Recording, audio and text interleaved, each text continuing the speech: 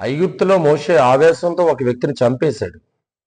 చాలా కోపాన్ని భరించలేక ఐగుప్తులో నిర్దాక్షిణంగా ఒక వ్యక్తిని చంపాడు. కానీ ఇది దేవుని దృష్టిలో చాలా తప్పు కదా. అంటే ఒక వ్యక్తి కోపంతో ఏదైనా జయించాలనుకుంటాడు, ఏదైనా చేయాలనుకుంటాడు. కానీ నరుని కోపం దేవుని నీతిని నెరవేర్చదు. ప్రతి పరిస్థితులు కూడా, ప్రతి అక్కరలో, ప్రతి అవసరతలు కూడా మనం కోపమును ఒక వ్యక్తి ఆధారం చేసుకోకూడదు.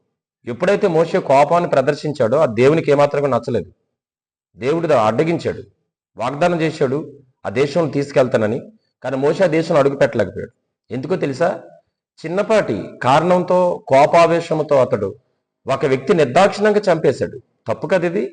ఎందుకంటే దేవుడు ప్రతి విషయంలో కూడా మనకు సహాయం చేస్తాడు. మన కోపతాపాలతో మనం జయించలేనివి దేవుడు తన చక్కటి వాక్యముతో మనం అనేక విషయాలు జయించని కృపనిచ్చాడు దేవుడు. కనుక నీ కోపంతో ప్రతిదీ